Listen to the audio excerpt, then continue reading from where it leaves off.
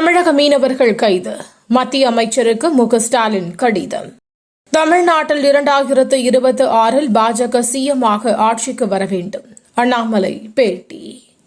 சுயநினைவற்றவரைப் போல பிதற்றி திரிகிறார் அண்ணாமலை.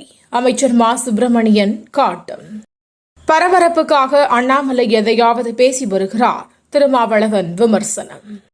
பழங்குடியின மக்களை மிரட்டுவதற்கு பெயர்தான் திராவிட மாடலா? சீமான் கேள்வி.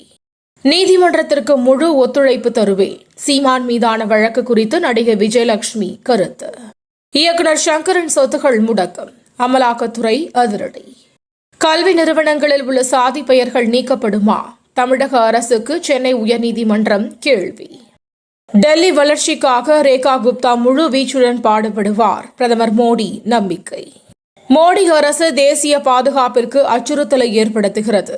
மல்லிகார்ஜுன கார்கே குற்றச்சாட்டு. அதிகாரத்தை அடைய ஆங்கிலம் ஒரு கருவி. ராகுல் காந்தி கருத்து. இந்தியாவில் டெஸ்லா தொழிற்சாலை அமைப்பது நியாயமற்றது. அமெரிக்க அதிபர் டிரம்ப் கருத்து. அமெரிக்காவில் நடுவானில் மோதிய விமானங்கள். 2 பேர் பலி. 4 பணைய கைதிகளின் உடல்கள் இஸ்ரேல் ராணுவத்திடம் ஒப்படைத்தது ஹமாஸ். 2025 champions trophy. வங்கதேசத்திற்கு எதிரான போட்டியில் 5 விக்கெட்டுகள் வீழ்த்திய ஷமி. தினந்தோறும் காலை தலைப்புச் செய்திகளை உடனுக்குடன் தெரிந்து கொள்ள வணக்கம் இந்தியா நியூஸுடன் இணைந்திருங்கள்.